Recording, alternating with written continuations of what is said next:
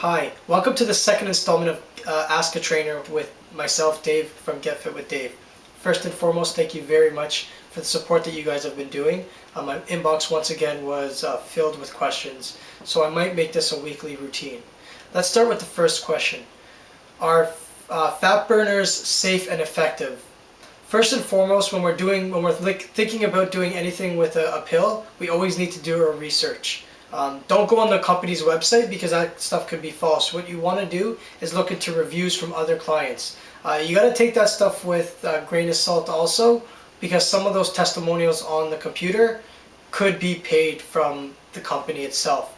A lot of these fat burners have extra caffeine in them, which caffeine is a stimulus to boost up your metabolism, but some of them are not safe. They might be equivalent to 2 or 3 Red Bulls at one time. Someone like myself who has a heart condition probably shouldn't be doing that kind of stuff. Once again, everybody's body is a little different, so you don't want to take something that somebody else has taken. Do that research, okay? Look at the side effects. Look how long it takes and what kind of cycle you need to be on. Some of these pills, their cycle is, 30 days on, 30 days off, 30 days on, 30 days off. So you need to really watch out for them. So I don't want to give you false information and say fat burners work. Some do and some don't, but you got to look into that. There was one company, I'm not going to mention the name so I don't get in trouble. A few years ago they got pulled off the shelves because they had ephedrine. Now ephedrine is an illegal drug that is a stimulus. It's pretty much a byproduct of speed. So once again, you need to really do your research. That is a very great question because a lot of my clients do ask me what supplements to take.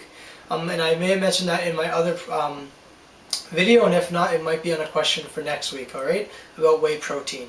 Great question. Are the calories on the machines accurate? That is a great question. And I know I say that a lot, but this question gets asked me when I'm at the gym with clients.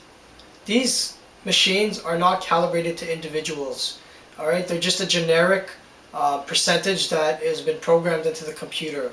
You need to take about a 5 to 10% error in effect. So if you work out for 30 minutes and it says you've burned 500 calories, that may not be the case. My biggest thing that I tell my clients is how you feel. The heart rate monitor is another great indicator. Sometimes it's not, sometimes the battery's running out, and if you hold it, it may say that your heart rate is at 182.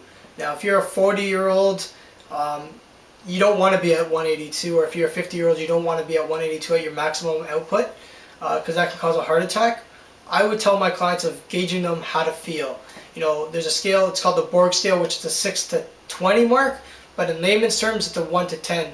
1 being that you're still in bed, 10 being you're just about to have a heart attack, and we need to rush you to the hospital.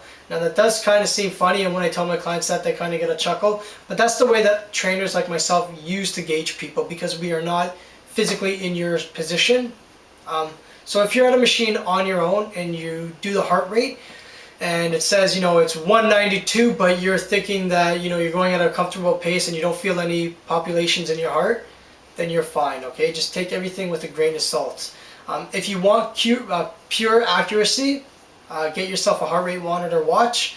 Don't get these $30 or $40 watches. You want to get ones, which I'm not going to name their brand. You want to get ones that are in the hundreds, because those are a lot more accurate. Those are the ones that have tested and that professional athletes use. This question has to be the first question I get asked by every single person that knows that I'm a trainer.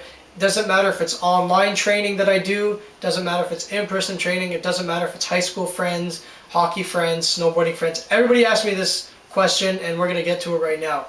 Is there spot reduction on my abs? There is no such thing as a spot reduction.